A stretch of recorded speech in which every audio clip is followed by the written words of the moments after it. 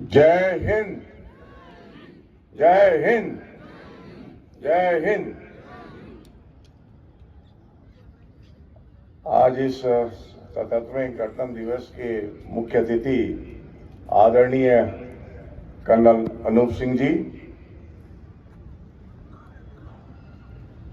इस कार्यक्रम में उपस्थित हमारे सम्मानित शिक्षकगण, अधिकारीगण, कर्मचारीगण, अतिथिगण और प्यारे विद्यार्थियों, आप सभी को 77वें गणतंत्र दिवस की हार्दिक शुभकामनाएं एवं बधाई। यहाँ पे सब विद्वान बच्चे भी बैठे हैं और हमारे शिक्षक बंधु भी हैं। सबको पता है कि आज का ये ओकेजन, आज का ये पर्व है, किस लिए मनाया जा रहा है। संविधान आज के दिन लागू हुआ और संविधान बनाने की जो प्रक्रिया थी, इससे भी आप अवगत होंगे। हमारी संविधान सभा पहले बनी, स्वतंत्रता के पहले ही 1946 में बन गई। उसके बाद हमारे देश का डिवीजन होता है, फिर संख्या घट के 299 हो जाती है संविधान सभा की। उसमें से फिर एक संविधान प्रारूप समिति बनती है। उस समिति के अध्यक्ष होते हैं हमारे सम्मानित बाबा साहब भीमराव अंबेडकर जी, जिन पर अभी हम लोगों ने पुष्पार्चन किया। और उनके साथ और 7 लोग होते थे। कृष्ण स्वामी अय्यर थे, गोपाला स्वामी थे, के.एन. मुंशी साहब थे, मोहम्मद सादुल्ला साहब थे, बी.एल. मीटर साहब थे और डी.पी. खैतान साहब। मगर ये बी.एल. मीटर साहब आगे अपने स्वास्थ्य के कारण इसमें अपना कंट्रीब्यूशन देने में समर्थ रहे, तो उनकी जगह पर एन. माधवराव साहब आ गए। और उसके बाद डी.पी. खैतान साहब के बीच में ही मृत्यु होने के बाद टी.टी. कृष्णाचारी को इस संविधान प्रारूप समिति का सदस्य बनाया गया। अब महत्वपूर्ण बात यह है कि इस पूरे संविधान को बनाने में प्रारूप समिति ने तो एक ड्राफ्ट बना के दे दिया, और ड्राफ्ट बनाने के बाद उस पर लगभग हमें लगता है कि 8 महीने तक सभी जो हमारे देश के नागरिक थे उनसे सलाह मांगी गई। फिर उसके बाद उस प्रारूप को फर्स्ट ड्राफ्ट फिर आया, और वो ड्राफ्ट हमारे संविधान सभा में कई बार 2 साल 11 महीने 18 दिन, लगभग 3 साल तक उस पर काम होता रहा। और संविधान सभा में करीब करीब मुझे लगता है कि 11 बैठकें हुई और 165 दिन करीब काम हुए। अब ये महत्वपूर्ण विषय ये है कि इतने 299 लोगों के साथ जो प्रारूप तैयार हुआ और इतने लंबे समय तक उसमें डिस्कशन हुआ, तो उस डिस्कशन में बहुत से मतभेद रहे होंगे। कई मतभेदों के रहने के बावजूद भी जो फाइनल ड्राफ्ट हमारा आया, उस पे 299 में से 284 लोग उस दिन प्रेजेंट थे, 24 जनवरी 1990 में, और सबने उस पर साइन किया। तो महत्वपूर्ण विषय यह है कि किसी भी चीज को करने से कि पहले कितनी तैयारी होनी चाहिए और उस पर कितने डिस्कशन होने चाहिए, और डिस्कशन होने के बाद एक जो समृद्ध डॉक्यूमेंट हमारे पास आता है, वो उसमें सबकी सहमति हो जाती है। उसके पहले हम सब अपने अपने मतों के हिसाब से उसमें अपने कंट्रीब्यूशंस करते हैं। कई बार हमारे मत एक दूसरे से मिलते नहीं हैं, पर डिस्कशन के आधार पे जब हम उस पे एक कंक्लूजन पे आते हैं, तो सभी उस कंक्लूजन के साथ अपने आप को समाहित करते हैं। यही एक बहुत बड़ी सीख इस पूरे संविधान बनाने के दौरान जो हमको दिखाई पड़ी। मुझे लगता है कि हम सबको भी एक डेमोक्रेटिक प्रोसेस में सब मिल के बात करके, डिस्कशन करके, और किसी एक डिसीजन पे जब हम अराइव करें, तो मुझे लगता है कि सबको उसका पालन करने के लिए तैयार रहना चाहिए। सबको उसके अपने मन को अपने उसके साथ अलाइन करना चाहिए। मतभेद को मनभेद में न बदले, इसके लिए हम सबको प्रयास करना चाहिए। और मुझे लगता है कि जो संविधान बनाने की प्रक्रिया थी, इस पूरी प्रक्रिया का अगर लघुवाच अगर कुछ शब्दों में कहा जाए तो ये है कि सब मिल बैठ के डिस्कशन करके किसी चीज पे जब हम आते हैं तो पवित्र संविधान जैसा पवित्र डॉक्यूमेंट हमको मिलता है और जिसके आधार पे देश आज चल रहा है।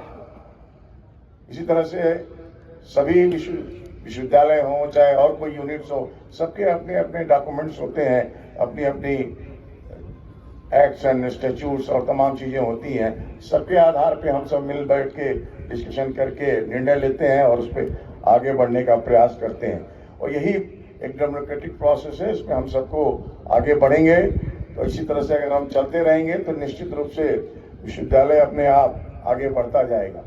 और सबसे अच्छी बात यह है संविधान में कि ये हमारे जो सनातन संस्कृति है इसके वो अंगीकार किया हुआ है और इसमें आप सब जो लॉ के विद्यार्थी होंगे और जिन्होंने संविधान को देखा होगा मूल प्रति, उसमें आप देखेंगे कि हमारे देश की जो सनातन परंपरा थी, हमारे जो हिंदू देवी देवता थे, बुद्ध, महावीर, राम, लक्ष्मण, सीता और भी जो भी हमारे नटराज, ये ऐसे सभी के चित्र हमारे उस संविधान में है। महान स्वतंत्रता सेनानियों का भी उसमें आपको चित्र मिलेगा और हिमालय की जो हमारी पर्वत श्रृंखलाएं हैं ये भी वहां पे दिखाई पड़ेंगी। तो ये सारे जो हमारा देश कैसे रिप्रेजेंट हो रहा है, हमारी सनातन परंपरा के आधार पे कैसे हम आगे बढ़ें, इसका मूल जो उसमें आधार है वो संविधान है हमारा। और इसके अंदर नंदलाल बोस जी थे जो शांति निकेतन के एक अच्छे चित्रकार थे, उन्होंने इन सारे चित्रों को बनाया। हर पेज के पहले वो दिखाई पड़ता है और जो मूल प्रति थी उसको हाथ से लिखा गया और उसके जो कैलीग्राफर थे प्रेम बिहारी नारायण रायजादा। तो ये इतने लोगों के द्वारा सब एक पवित्र ग्रंथ हमको मिला आज के दिन और उसी के आधार पे आज पूरे देश का संचालन हो रहा है, उसी से हम आगे बढ़ रहे हैं। पर ये जो हमारी सनातन परंपरा है, जो हमारी हिंदू संस्कृति है, इसको जब हम विचार करते हैं तो इसमें स्व का बोध बहुत प्रमुखता से दिखाई पड़ता है और स्व का बोध आत्मश्रद्धा की आवश्यकता है। हम सबको अपने आत्मबल को अगर बढ़ाना है, अपनी परंपराओं को लेके चलना है। आपको सबको पता होगा कि हमारी जो सनातन संस्कृति है उसका जो आधार है, वैचारिक आधार है, वो बहुत विस्तृत है। वसुधैव कुटुंबकम की अवधारणा है, सर्वे भवन्तु सुखिनो की मंगल कामना है, व्यष्टि से समिष्टि की दृष्टि है, एकत्व से समत्व की यात्रा है और सगुण से निर्गुण की उपासना है। इतने सभी चीजों को समेटे हुई हमारी हिंदू संस्कृति है, हमारी सनातन संस्कृति है और उसमें इसको प्राप्त करने के लिए जो मैंने बताया, एकत्व से समत्व की यात्रा, सगुण से निर्गुण की उपासना, व्यष्टि समष्टि की दृष्टि और जो सर्वे भवन्तु सुखिनः की मंगल कामना है और वसुधैव कुटुंबकम की जो अवधारणा है, इस सब के पीछे हमारे स्व का बोध सबसे इंपॉर्टेंट है। और उसी स्व के बोध के कारण जो आत्मबल बनता है। और आप देखें, राजकुमार सिद्धार्थ थे पर वो गौतम बुद्ध बने इसी स्व के जागरण के कारण। एक साधारण साधु से समर्थ रामदास बने।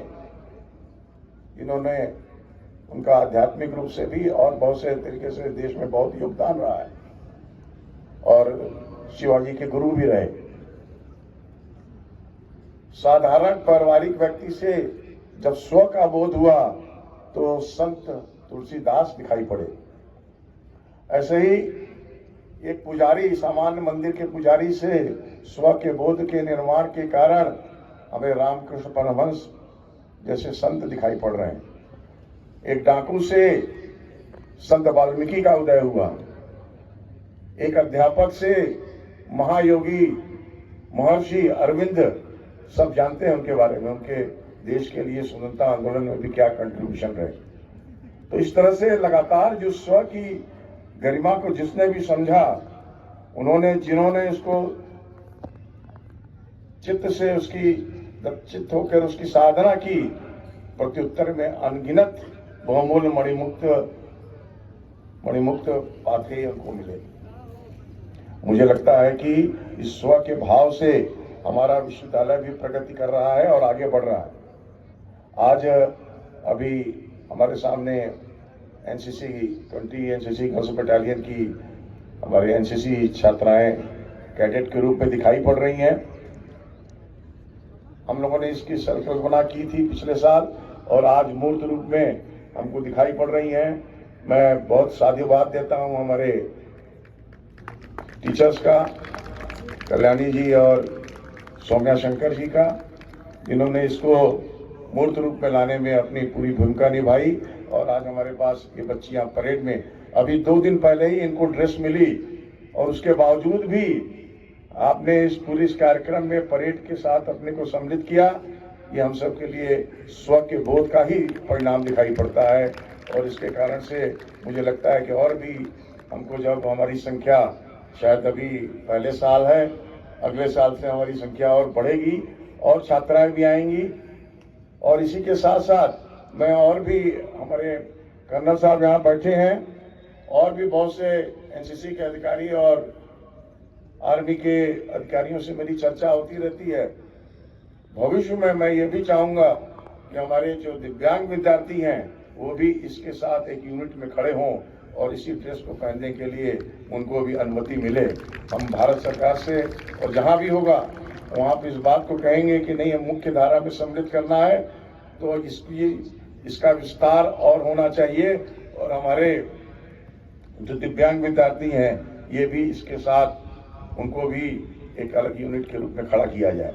तो इस प्रयास में हम सब लगे हैं और ये आप सबके सहयोग से, आप सबकी शुभकामनाओं से, आप सबके मानस बल से हम इसको भी कुछ दिन में दिखाने में शायद कामयाब हो सकें। और इसी तरह के प्रयास के कारण, जो स्व के बोध के कारण हमारे 2 विद्यार्थी, इस बार मैं उनका जरूर उल्लेख करना चाहूंगा आपके सामने, जिन्होंने लैपटॉप से, जो हमारे दृष्टिबाधित विद्यार्थी हैं, लैपटॉप से उन्होंने इस बार एग्जाम दिया बिना किसी सहायक की। वो भी, उनको भी बहुत बहुत साधुवाद। और वो उनके इस जो आत्मबल था, जो उनके अंदर जो कॉन्फिडेंस आया कि हमें किसी की सहायता की जरूरत नहीं है, हम दृष्टिबाधित हैं पर दिव्यांग हैं, हमारे पास दिव्य दृष्टि है, और हम लोगों ने उनको कंप्यूटर की ट्रेनिंग हेल्थ ब्लाइंड फाउंडेशन के माध्यम से दे रहे हैं। विजय शंकर जी शर्मा जी उसमें लगे हुए हैं। और जो बच्चे आज इस बार हिम्मत करके उन्होंने जो कंप्यूटर से, लैपटॉप के माध्यम से जो एग्जाम दिया, वो बहुत ही प्रेरणादायी है। और इसका बहुत मीडिया द्वारा भी इसका काफी संज्ञान लिया गया। ऊपर में भी, भारत सरकार के में भी विभिन्न विभागों में इसका संज्ञान लिया गया। और हम सबके लिए भी प्रेरणा है कि हम अपने दिव्यांगों को मुख्य धारा में सम्मिलित कर रहे हैं। किसी की आवश्यकता नहीं है, हम स्वयं आगे बढ़ने में सक्षम हैं और उसके लिए हमारा विश्वविद्यालय उनको तैयार करने की दिशा में अग्रसर है। और यही नहीं, मैं आपको एक और बात बताने चाहता हूं और मुझे लगता है कि आप सबको हर्ष होगा और सुन के। अभी हम लोगों ने सारा काम, जो ई गवर्नेंस का जो हम लोगों ने एक नया अभियान लिया समर्थ पोर्टल के द्वारा, सभी विश्वविद्यालयों को करना ही है समर्थ पोर्टल से। बहुत से विश्वविद्यालय कर भी रहे हैं। सेंट्रल यूनिवर्सिटीज में पहले से ही चल रहा, पर स्टेट यूनिवर्सिटीज में थोड़े बाद में आया।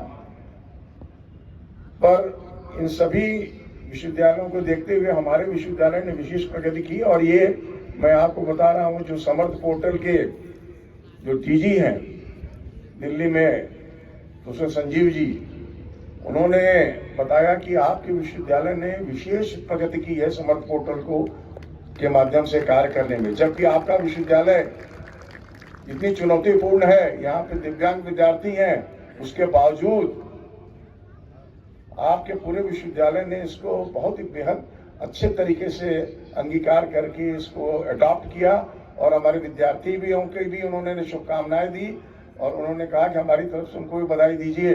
जो दृष्टिबाधित विद्यार्थी हैं, हमारे श्रवणबाधित विद्यार्थी हैं, आर्टिफिशियली चैलेंज विद्यार्थी हैं और उसके साथ जो हमारे सकलांग विद्यार्थी हैं, सभी के लिए उन्होंने कहा कि उन्होंने बहुत अच्छे तरीके से इस समर्थ पोर्टल के माध्यम से इस बार उसको अपने रजिस्ट्रेशन एकेडमिक जो रिक्वायरमेंट्स है, जो एग्जामिनेशन की रिक्वायरमेंट्स है, इस सब को उसके माध्यम से की।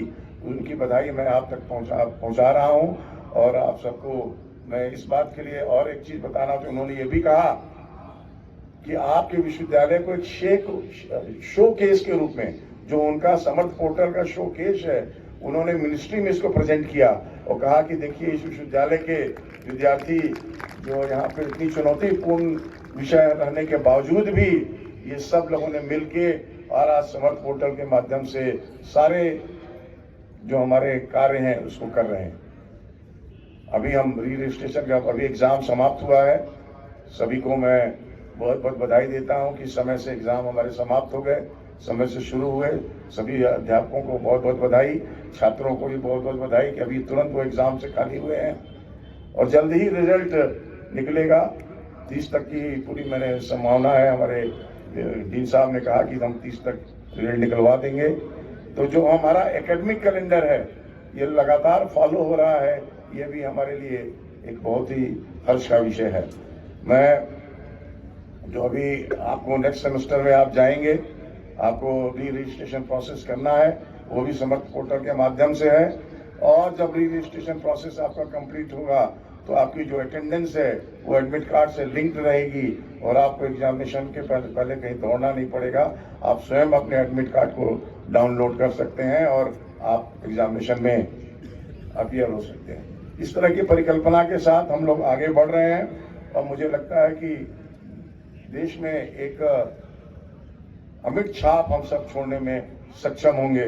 इसके बावजूद कि हमें कोई, हमारे विद्यार्थी सब दिव्यांग हैं, दृष्टि प्राप्त है, इसलिए वो सबसे आगे होंगे, ऐसा मेरा पूरा विश्वास है।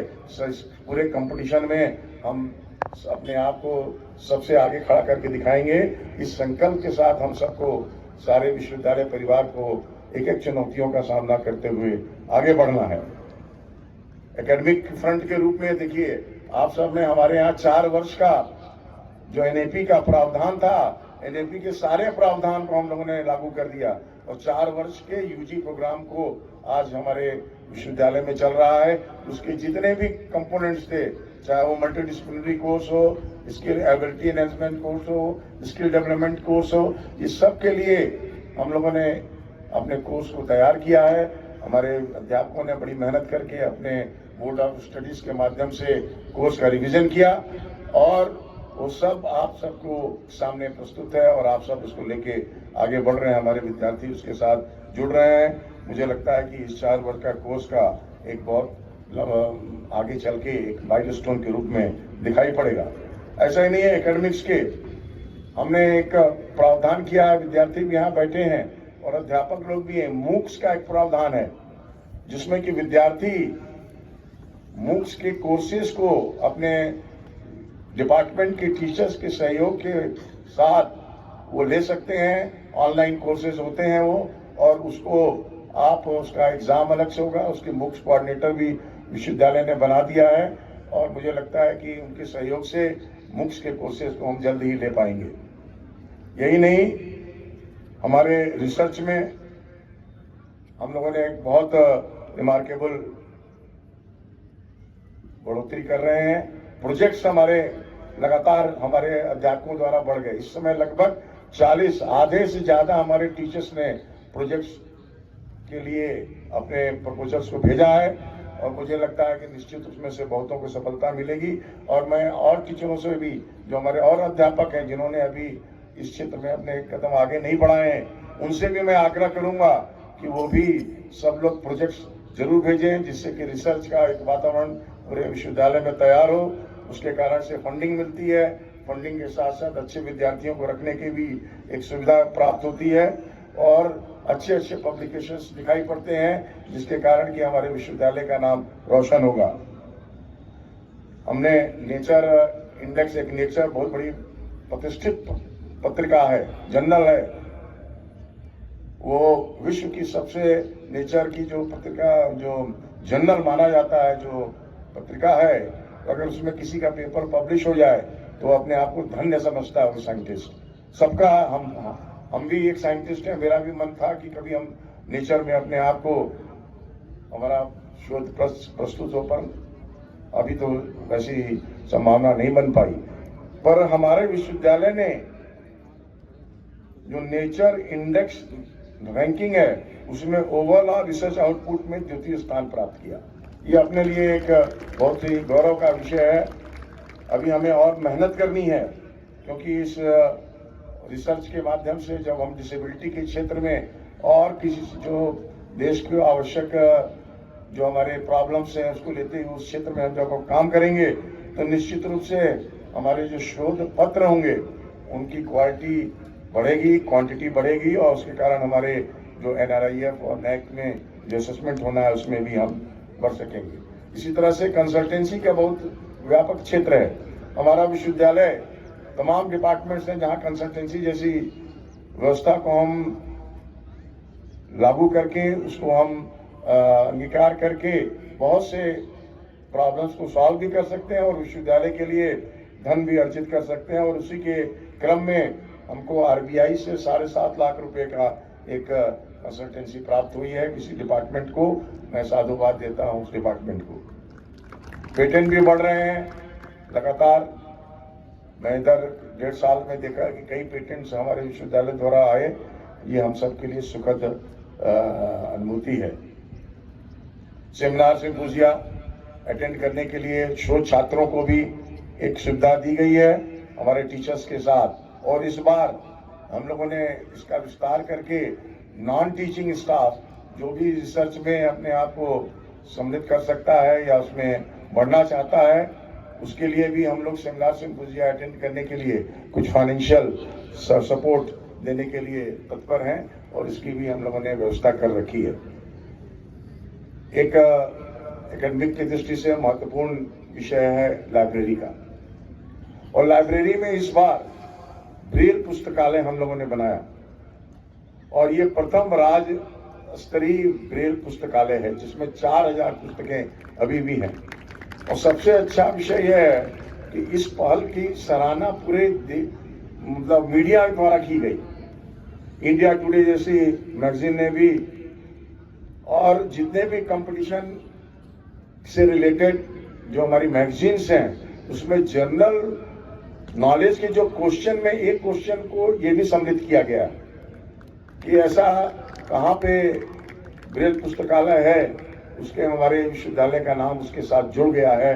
और competition success review, the tribune, India today, e Drishti, current affair, NDTV का और BBP न्यूज का जो डिजिटल प्लेटफॉर्म है, PTI, ये सारे जो बड़े बड़े न्यूज एजेंसीज हैं, ये सब ने हमारे विश्वविद्यालय को इस नई पहल के लिए साधुवाद दिया, उसको कोट कर रहे हैं और उसको जन सामान्य तक इस सुविधा है हमारे विश्वविद्यालय में, इसको फैलाने में भी अपनी भूमिका निभा रहे हैं। ये हमारे लिए एक बहुत ही सुखद, मतलब हम सबके लिए हर्ष का विषय है। ये समाचार पत्र भी ब्रेल में हमको मिले, दृष्टिबाधित विद्यार्थी उससे अछूते न रह जाएं, समाचारों से उसकी व्यवस्था हम लोगों ने की है। सांकेतिक भाषा में भी समाचार हो सके उसके लिए हम प्रयास कर रहे हैं कि एक स्टूडियो मीडिया सेल में बन जाए जिसके माध्यम से उसको वहाँ पर हम साइन लैंग्वेज के माध्यम से उसको भी हम आगे बढ़ाने में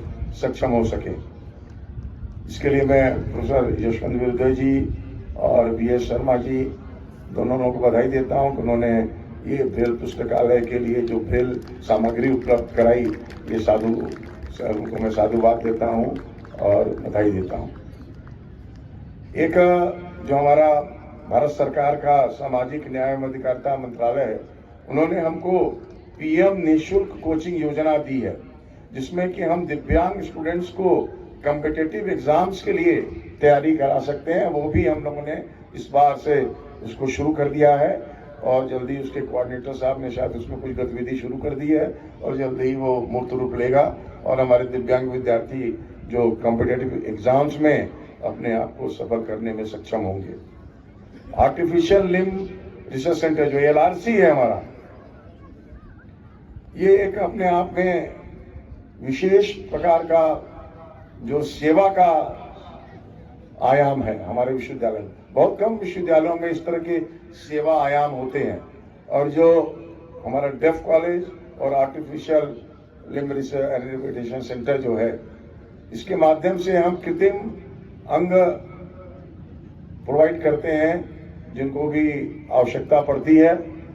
और इस बार हम लोगों ने प्रयास करके 3D प्रिंटिंग के माध्यम से जो कृत्रिम अंग बनाने की जो हमारी प्रिसीजन है, जो उसके साथ उसको जल्दी बनाने का जो क्विक आउटपुट है, इसके लिए हम 3D प्रिंटिंग के लिए हम ट्रेनिंग हमारे बच्चे ले रहे हैं। और उसके लिए CPET, एक petroleum engineering and technology institute है जो भारत सरकार का, उसके साथ MOU कर रहे हैं। उनकी मदद लेके हम यहाँ पे ये 3D प्रिंटिंग के माध्यम से आर्टिफिशियल लिम्स को और जल्दी, क्विक और प्रिसाइजली उसको कैसे हम कास्ट कर सकें, इस पे हमारा काम चल रहा है। हमारे विश्वविद्यालय, हमारा जो लिम्ब सेंटर के वर्कशॉप में ले जा रहे हैं, वो इस काम को करने में लगे हुए हैं। रंजीत जी, मैं उनको भी साधुवाद देता हूं कि जल्दी से जल्दी इस काम को करें, और हमारे जितने भी दिव्यांग हैं देश प्रदेश भर में जहां भी हो, और उसको निःशुल्क आर्टिफिशियल लिम्स जल्दी जल्दी इनको मिल सके, इसका प्रयास करें। और हमारी योजना ये है कि हम हर डिस्ट्रिक्ट में एक ऐसे आर्टिफिशियल लिम्स को बनाने की एक ऐसा वहाँ पर प्रोटोटाइप रखें जिससे किसी को हमारे यहाँ आना न पड़े, और हम वहीं पर इसको भी हम करने के लिए अभी प्रयास में हैं। अभी उसकी योजना बन रही है, देखें उसमें हम कितनी सफलता हम सबको मिलती है। इसी तरह से एक इंडियन फार्माकोपिया कमीशन है, वो उसका भारत सरकार का ministry of health and family welfare का एक बहुत बड़ा ऑर्गेनाइजेशन है, जहाँ पे कि दवाओं की जो ये है गुणवत्ता, इसकी ये बारे में चिंतन होता है और उसके गुणवत्ता के मानकों को निर्धारित किया जाता है। वहाँ पर एक मटेरियल विजिलेंस प्रोग्राम है, उसका एक सेंटर भी हमारे विश्वविद्यालय में खोलने के लिए हमारा MOU इसी सप्ताह में या फरवरी के फर्स्ट वीक में होने जा रहा है। और ये मटेरियल विजिलेंस का जो प्रोग्राम है, जो हमारे असिस्टिव डिवाइसेज हैं दिव्यांगजनों के लिए, उसमें जो मटेरियल्स यूज होते हैं उसकी गुणवत्ता को जांचने की का एक सेंटर यहाँ बन जाएगा। और उसके लिए हमारी बातचीत हो गई है, उसमें सहमति भी मिल गई है। फॉर्मली हम लोग उसका MOU करके उसका उद्घाटन करके प्रारंभ करेंगे अगले ही माह में। स्पोर्ट्स में लगातार हमारे विद्यार्थी नए नए आयाम कीर्तिमान साबित कर रहे हैं, इंटरनेशनली अपने को क्लेम्ड कर रहे हैं। बहुत से इस बार जो हमारे स्पोर्ट्स नीति जो हमारी बनी, जो स्पोर्ट्स डायरेक्टरेट हम लोगों ने क्रिएट किया, और जो उसमें सुविधाएं देने की बात हो रही है, उसके साथ उसके कारण से और जो हमारे विद्यार्थी हैं इनको और जो कॉम्पिटिशन्स में भाग लेने का अवसर मिल रहा है। और इस कारण से हमारी जो मेडल की तालिका है, खासकर अंतर्राष्ट्रीय प्रतियोगिताओं में, वो लगातार बढ़ रही है। हमें लगता है कि दुगने से ज्यादा पिछले सालों की तुलना में हो गई है। मुझे लगता है कि पूरी टोटल मेडल की तालिका शायद 60 के ऊपर होगी। राजीव नयन जी इस पे ज्यादा विचार दे सकते हैं। पर अंतर्राष्ट्रीय खेलों में जो हमारी सफलताएं मिल रही हैं, हमारे विश्वविद्यालय के लिए एक बहुत ही हर्ष का विषय है। और हम पैरा स्पोर्ट्स में अपने आप को देश में साबित करेंगे। हमारे विद्यार्थी निश्चित रूप से जो हमारे नेशनल गेम्स में पैरा स्पोर्ट्स के उसमें भी प्रतिभाग करके नया कीर्तिमान स्थापित करेंगे। प्लेसमेंट की दृष्टि से हमारे जो सेवा योजना जो डायरेक्टर हैं वो अच्छा काम कर रहे हैं। 250 से ज़्यादा लड़के अब तक प्लेसमेंट प्राप्त कर चुके हैं, और ये उसमें से 45 दिव्यांग हमारे विद्यार्थियों को भी मिला है प्लेसमेंट। और हम चाह रहे हैं कि हमारे सकलांग दिव्यांग दोनों विद्यार्थी प्लेसमेंट पाएं। और सब एक हर्ष का विषय ये है कि प्लेसमेंट का जो पैकेज था वो भी बढ़ा है इस बार, और एक विद्यार्थी ने लगभग 13 लाख के पैकेज, सालाना पैकेज का एक ऑफर उनको प्राप्त हुआ है। ये हम सब के लिए एक हर्ष का विषय है। और एनवायरनमेंट की दृष्टि से हम सब बहुत सजग हैं। लगातार अब तक कम से कम मुझे लगता है 1.5 साल आए हुए हो गया मुझे, और 2,500 से ज़्यादा प्लांटेशन हो चुके विश्वविद्यालय में। यही नहीं, एक अपने दृष्टिबाधित विद्यार्थियों को उनकी सुगमता के लिए एक सुगंध पथ का हम लोग निर्माण कर रहे हैं। हमारे इंचार्ज साहब कैंपस डेवलपमेंट के पुष्पेंद्र मिश्रा जी उसमें लगे हुए हैं, और लगातार उनके प्रयास के कारण ये जो विश्वविद्यालय में पौधारोपण हो रहा है और सुगंध पथ के निर्माण की दिशा में हमारा विश्वविद्यालय आगे बढ़ा। और सबसे अच्छी बात है कि इस पहल की पूरे देश में सराहना हो रही है। और कलकत्ता से आपको बताने में मुझे हर्ष हो रहा है कि कलकत्ता के कई लोगों ने मेल से करके पूछा कि कौन सी योजना है, इस योजना में किस तरह के फूल लगा के आप कैसे विद्यार्थियों को इस सुगमता को आप बनाने जा रहे हैं, आसान बनाने जा रहे हैं। उसकी हम लोगों ने प्रयास कर रहे हैं और मुझे लगता है कि जल्द ही वो मूर्त रूप ले पाएगा। ये एक हमारा बहुत ही अभिनव प्रयोग है। हमारे विश्वविद्यालय में अभी कुछ समय पहले नए शिक्षक भी आए, नए रिक्रूटमेंट्स हो रहे हैं, कुछ शिक्षक प्रमोट भी हुए। मैं नए जो शिक्षक आए हैं उनका स्वागत करता हूं, उनको बधाई देता हूं अपने विश्वविद्यालय में आने के लिए। वो हमारे परिवार के अंग हैं। आपका हमारा परिवार बढ़ रहा है, ये एक हमारे लिए सुखद बात है। हम सबको उन सभी नए शिक्षकों को आदरपूर्वक और अपने विश्वविद्यालय में समाहित करते हुए उनको आगे बढ़ने का अवसर प्रदान करना है। हमारे बहुत से शिक्षकों का लंबे समय तक प्रमोशन नहीं हो पाया, और इधर हमने कई प्रमोशंस अपने शिक्षकों के किए। कुछ बीच में व्यवधान आ गया था और उस व्यवधानों के कारण थोड़ी सी गति कम हो गई, पर अभी हम सब फिर से इस प्रक्रिया को आगे बढ़ा रहे हैं और जल्दी ही और भी शिक्षकों के प्रमोशंस भी हो जाएंगे, और जहाँ पद खाली हैं वहाँ पर नए टीचर्स को भी लाने का प्रयास चल रहा है। इंफ्रास्ट्रक्चर की दृष्टि से हम 2 नई बिल्डिंग्स बना रहे हैं, एक गर्ल्स हॉस्टल और एक नया एकेडमिक ब्लॉक। ये दोनों जल्द ही मुझे लगता है कि 1 साल और 1.5 साल में हो जाएगी, तो हमारे छात्राओं के रहने की समस्या का समाधान हो जाएगा। और जहाँ पे हम कभी कभी अपने एकेडमिक कंस्ट्रेंट्स देखते हैं हमारे एकेडमिक सब्जेक्ट्स को बढ़ाने में, वो भी नए एकेडमिक ब्लॉक्स के साथ इसकी भी समाधान जल्दी हो जाएगा। गर्ल्स हॉस्टल और बॉयज हॉस्टल का भी रिनोवेशन हुआ, सभी बच्चों ने बहुत सहयोग किया, मैं उन सबका बहुत आभारी हूँ और सबको बहुत बहुत धन्यवाद देता हूँ आपके सहयोग के लिए। वाईफाई और सीसीटीवी कैमरे के काम भी लगभग पूर्णता की तरफ है, कुछ लैब्स भी बन रही हैं, उसको भी हम लोग जल्दी पूर्ण कर लेंगे। और पर इन सब के साथ हमारे पास कई चैलेंज भी हैं। हमारा सबसे इम्पोर्टेंट है कि हम अपने एकेडमिक कैलेंडर को पूर्णतः फॉलो करें, और आने वाला जो हमारा सेमेस्टर है वो सही समय पे शुरू हो गया है और सही समय पे समाप्त हो, इसकी जिम्मेदारी हम सब की है, हमारे सभी टीचरों की है, हमारे सभी छात्रों की है, सभी अधिकारियों की है, सभी नॉन टीचिंग कर्मचारियों की, जो भी हमारे विश्वविद्यालय से परिवार से जुड़े हमारे सदस्य हैं। ये एक बहुत चुनौतीपूर्ण है, क्योंकि यही एक इम्पॉर्टेंट एस्पेक्ट है जिसमें कि हमारी NRIF रैंकिंग और NAAC ये दोनों ग्रेड्स में हमारी सफलता मिलने की संभावना बढ़ जाती है। NRIF रैंकिंग में हमको सभी विश्वविद्यालयों के साथ कम्पीट करना है, हमारे लिए कोई अलग कैटेगरी नहीं बनी है। निश्चित रूप से हमारे पास दिव्यांग विद्यार्थी हैं, उनके पास दिव्यता है, स्व का, जैसे हमने चर्चा किया, स्व के जागृत होने पे हम सभी विश्वविद्यालयों को पीछे छोड़ने में सक्षम होंगे, हमें कोई अलग कैटेगरी चाहिए भी नहीं। पर NRIF में अपना स्थान बनाने के लिए आप सबके बिना संभव नहीं है। जितने भी हमारे यहाँ छात्र बैठे हैं, जो भी अध्यापक हैं, कर्मचारी हैं, अधिकारी हैं, सबको मिलके अथक परिश्रम करना पड़ेगा। आप सबको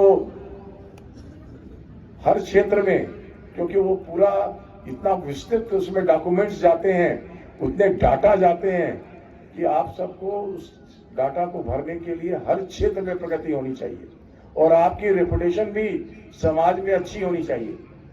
अभी हम लोगों ने CUT के माध्यम से एडमिशन कर रहे हैं UG OPG प्रोग्राम में, और इस बार जो हमको सूचना दी गई उसमें लगभग 120 विद्यार्थी अन्य प्रदेशों के हैं, जो पहले के समय से बहुत ज़्यादा है। तो ये अपने आप में एक हमारे लिए एक अच्छा संकेत है कि हमारे विश्वविद्यालय का नाम देश भर में हो रहा है, और देश भर से विद्यार्थी हमारे विश्वविद्यालय को रेफरेंस में रख रहे हैं। एक इंटरनेशनल विद्यार्थी भी हमारे यहाँ शोध के लिए आया है। ये भी हमारे लिए पहली बार हुआ कि कोई इंटरनेशनल विद्यार्थी हमारे यहाँ शोध के लिए आ रहा है। तो मैं चाहूंगा कि चुनौती हमारे लिए है कि हम कैसे अपने आप को इंटरनेशनली अपने पोजीशंस को, अपने विश्वविद्यालय की रेपुटेशन को बढ़ा सकें, अपनी पोजीशंस को जो वर्ल्ड रैंकिंग में है वहां ले जा सकें।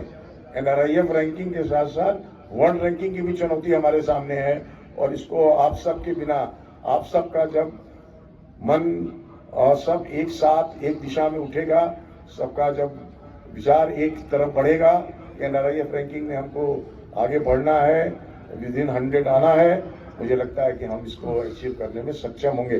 पर सबको उसके लिए प्रयास करना पड़ेगा और दिन रात इस पर विचार करना पड़ेगा कि हमारी जो कमी है उसको हम पूर्ण करें और अपने आप को, अपने स्थान को NRIF में सुदृढ़ करें। NAAC का भी यही स्थिति होती है, और NAAC के लिए भी हमको अगर अच्छे ग्रेड्स के साथ बढ़ना है तो निश्चित रूप से सबको मिल के उस पर विचार करना पड़ेगा। और इसी के क्रम में हमने एक, जैसे अपने E-गवर्नेंस की बात कही, और गवर्नेंस को और सुधार हो सके, जल्दी काम हो सके और लोगों का पार्टिसिपेशन और ज़्यादा हो, उसके दृष्टि से हम लोगों ने डिसेंट्रलाइजेशन का भी एक काम किया है।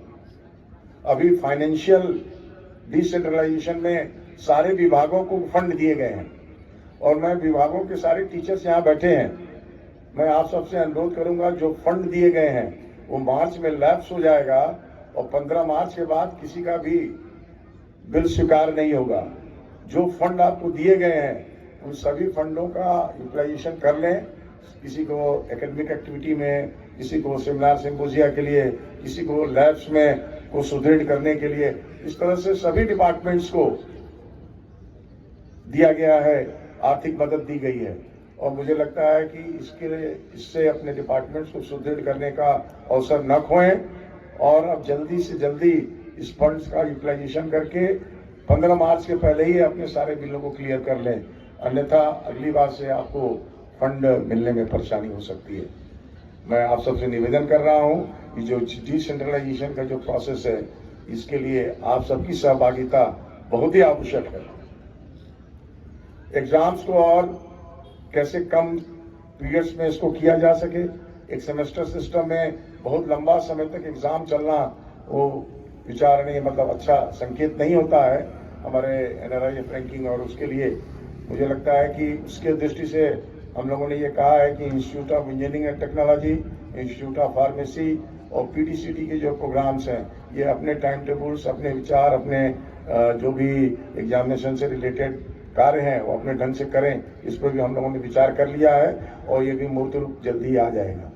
और इस बार का जो एग्जामिनेशन टाइम टेबल है वो भी जल्दी ही अगले फरवरी माह में, हमने हमारे कंट्रोलर ऑफ एग्जामिनेशन साहब ने बहुत मेहनत करते हैं, उन्होंने भी कहा है कि सर इस बार हम एग्जामिनेशन का शेड्यूल अभी सेमेस्टर शुरू होते ही इसको डाल देंगे।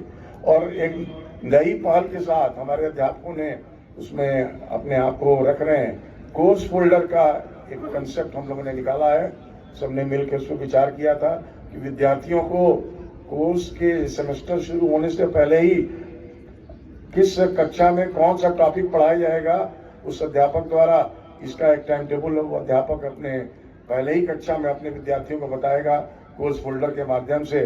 ये एक पहल है।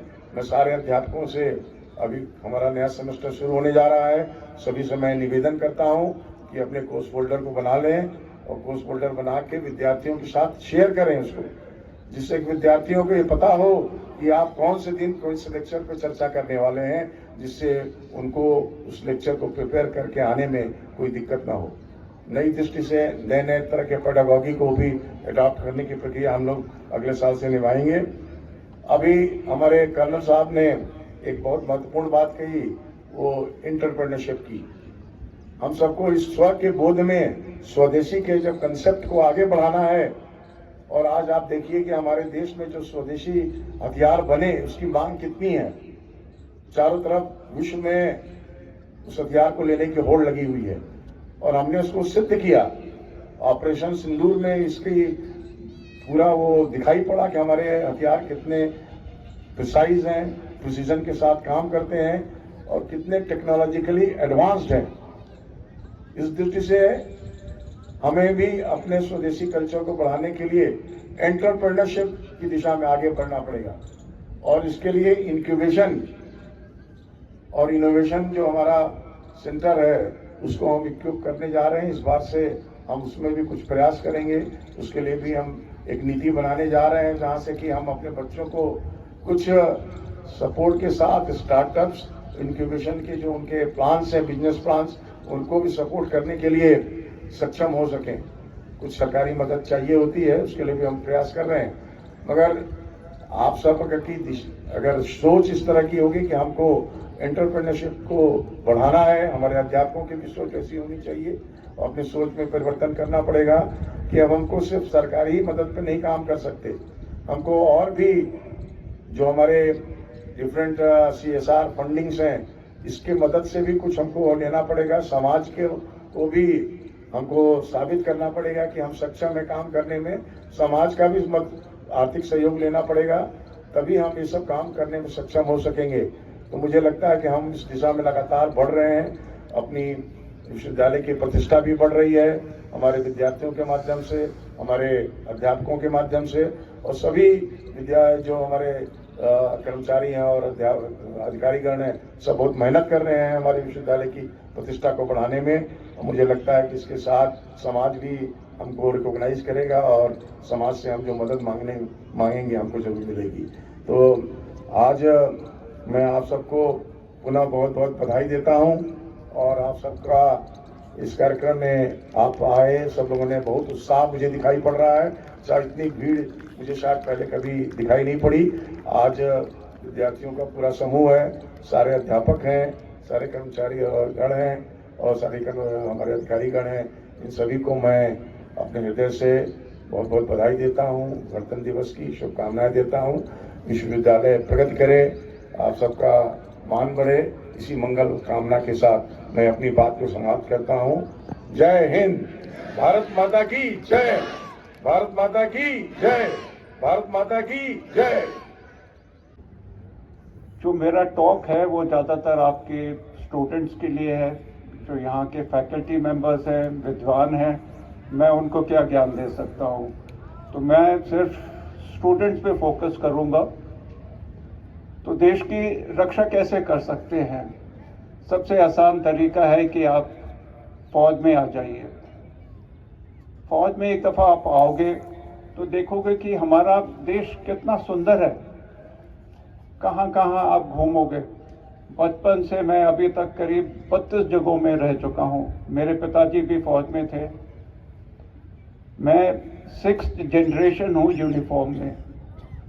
जो हमारे पूर्वज थे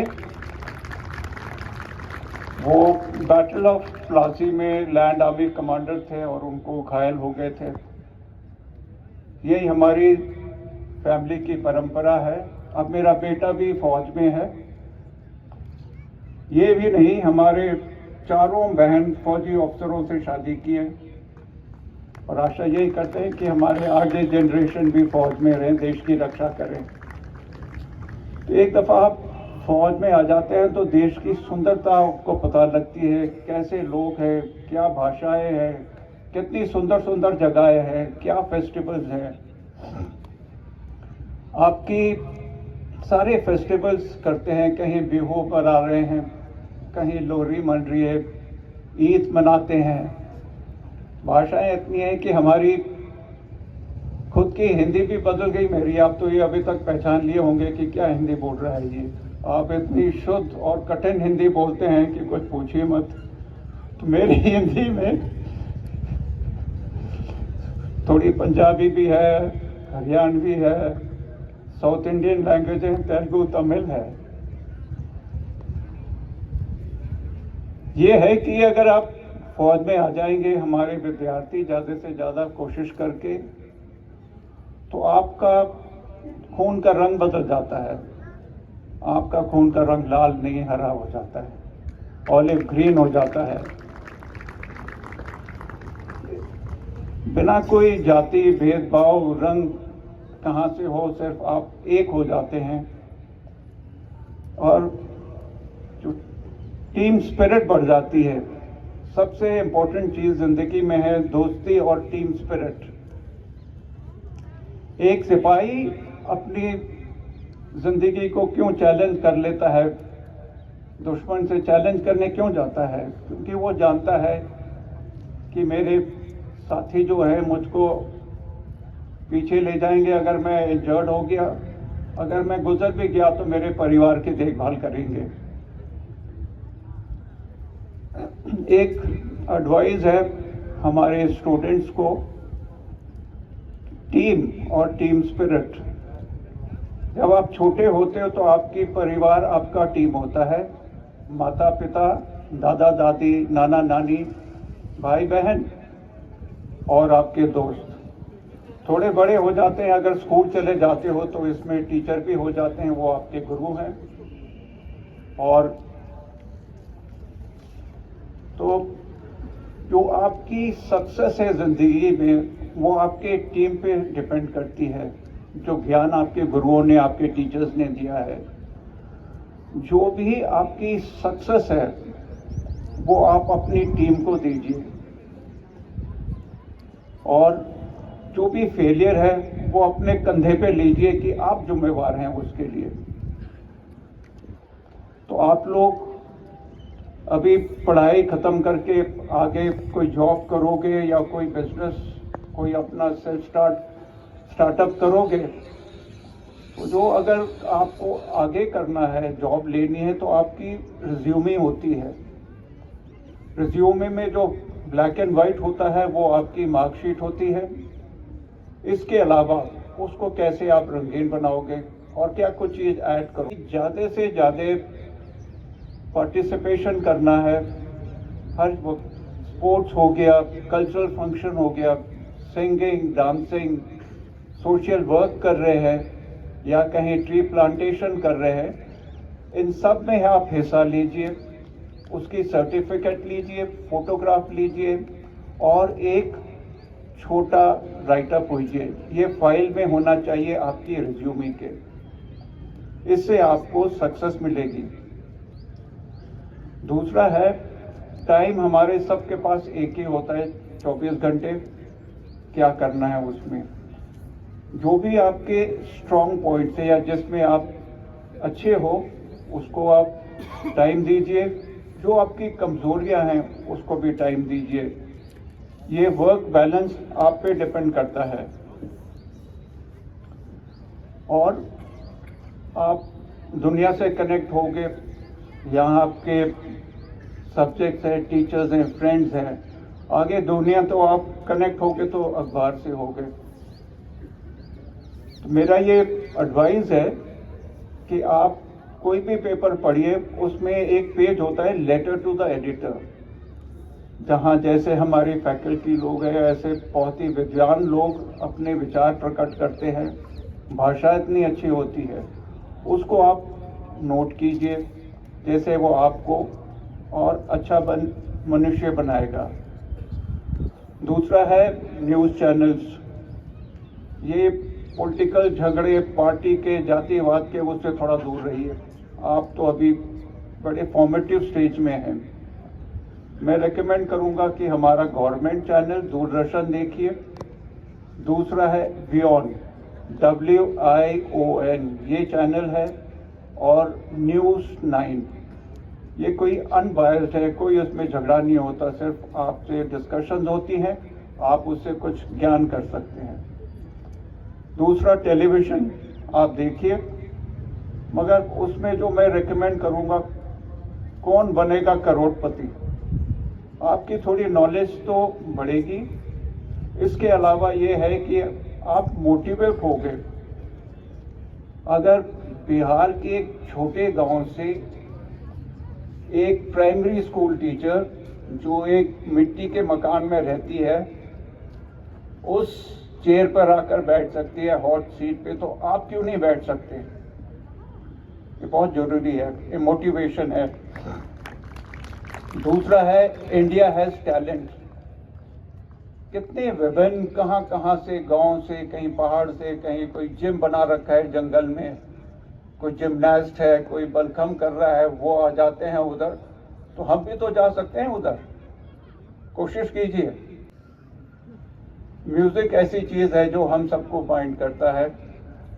अगर कोई केरल की लड़की है जो हिंदी नहीं बोल सकती मगर वो हिंदी में गाना गाती है और कंपटीशन करके उधर आ जाती है। म्यूजिक है चीज जो हमारी पूरे देश को इकट्ठा करेगा। अरुणाचल प्रदेश से ले लो, हिमाचल से ले लो, साउथ से ले लो, और खैर बंगाल तो छाया हुआ है इंडियन आइडल में। और दूसरा सबसे अच्छा गैजेट है आपका मोबाइल। या आप मोबाइल को चलाओ या मोबाइल आपको चलाएगा।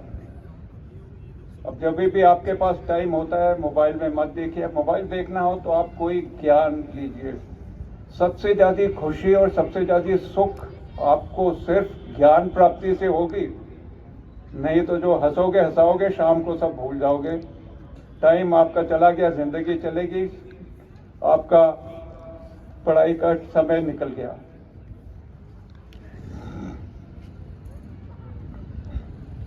और जैसे मैंने बताया कि शायद डिफिकल्टीज होती हैं एक जॉब मिलने के लिए, तो मैं रेकमेंड करूंगा कोई स्टार्टअप कर दीजिए, यूट्यूब चैनल, पॉडकास्ट, कुछ ऐसे कर सकते हैं। एक हमारा प्राइमरी स्कूल था जो मेरी वाइफ चला रही थी, उसकी जो टीचर थी सिर्फ भजन गा सकती थी। अब वो शक्ति उनकी थी कि वो जॉइंट फैमिली में थे, 3 सिस्टर इन लॉ थे, भाभियां थी और एक उनकी सास। उन्होंने एक छोटा म्यूजिक चैनल स्टार्ट किया और अभी 20, 30, 40 हजार की उनकी मंथली इनकम है। देश आगे चलना है, इसको सुरक्षित रखना है, तो आप स्टूडेंट्स, आप ही इसके नीम हो। डिटर्मिनेशन, डेडिकेशन और सेल्फलेस सर्विस से आप इस देश को आगे ले जा सकते हैं। एक सवाल पूछना चाहता हूं स्टूडेंट से कि इधर इस ग्राउंड में सबसे इम्पोर्टेंट चीज क्या है?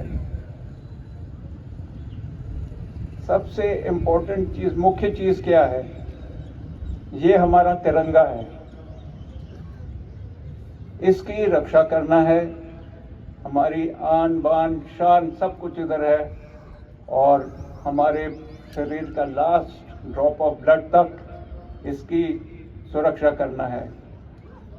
धन्यवाद। आप पधारे बोले मन का तार, हम पर रहे बरसना हर पल यूं ही आपका प्यार, हम पर रहे बरसना हर पल यूं ही आपका प्यार। आपका स्वागत करते हैं, आपका वंदन करते हैं। कोई धन है क्या तेरी धूल से बढ़ के, तेरी धूप से रोशन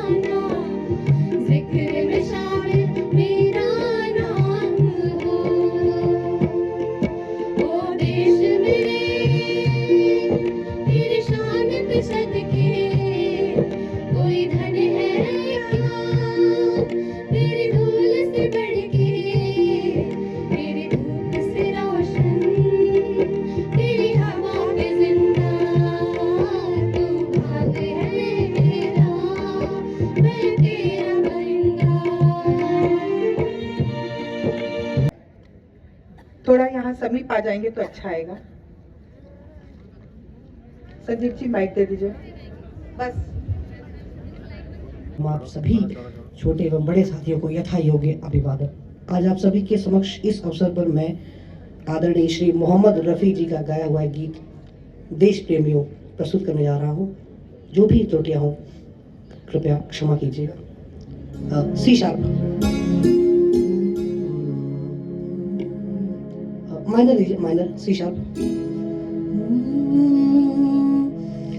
नफरत की लाठी तोड़ो,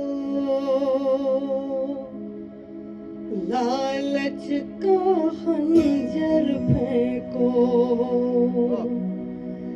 जिद के पीछे मत दौड़ो। तुम प्रेम के पंछी हो देश प्रेमियों, आपस में प्रेम करो देश प्रेमियों, मेरे देश प्रेमियों। आपस में प्रेम करो देश प्रेमियों। नफरत की लाठी तोड़ो, लालच का खंजर फेंको, जिद के पीछे मत दौड़ो। प्रेम के पंछी हो देश प्रेमियों, आपस में प्रेम करो देश प्रेमियों, मेरे देश प्रेमियों। आपस में प्रेम करो देश प्रेमियों।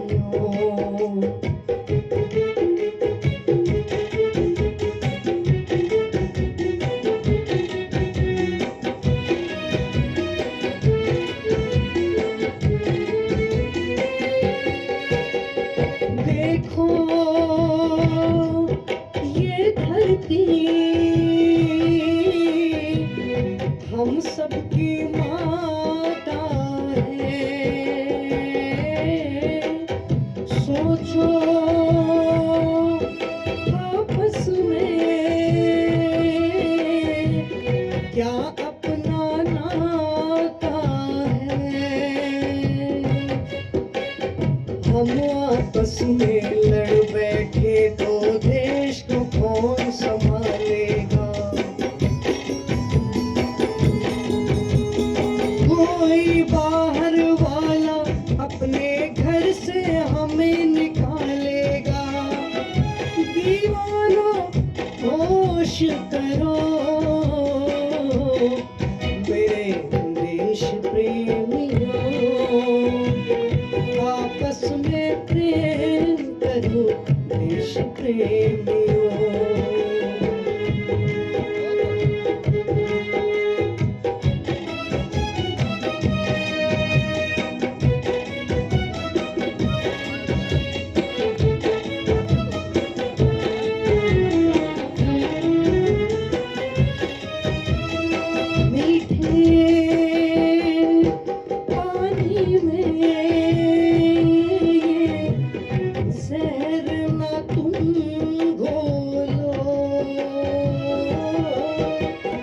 जब भी कुछ बोलो ये सोच के तुम बोलो। भर जाता है गहरा घाव जो बनता है गोली से, पर वो घाव नहीं भरता जो बना हो कड़वी बोली से। तो मीठे बोल कहो मेरे देश प्रेमियों। आपस में प्रेम करो देश प्रेमियों, मेरे देश प्रेमियों।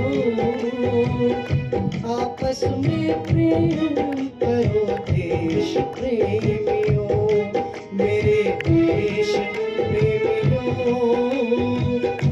आपस में प्रेम करो देश प्रेमियों।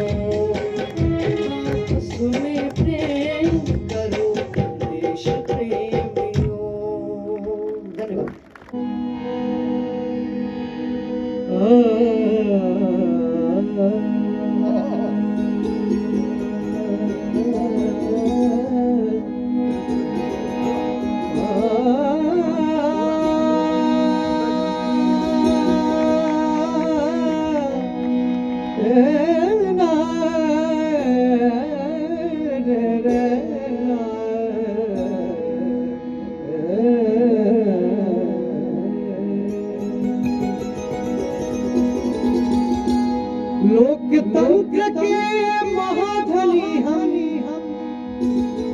लोकतंत्र के महाधनी हम, खाटी हिंदुस्तानी है। लोकतंत्र के महाधनी हम, खाटी हिंदुस्तानी है। ओ भारत ये स्वर्ग से सुंदर हम सब ने ये ठानी है। ओ भारत ये स्वर्ग से सुंदर हम सब ने ये ठानी है। लोकतंत्र के महाधनी हम, लोकतंत्र के महाधनी हम, खाटी हिंदुस्तानी है। ओ भारत यह स्वर्ग से सुंदर हम सब ने यह ठानी है। ओ भारत ये स्वर्ग से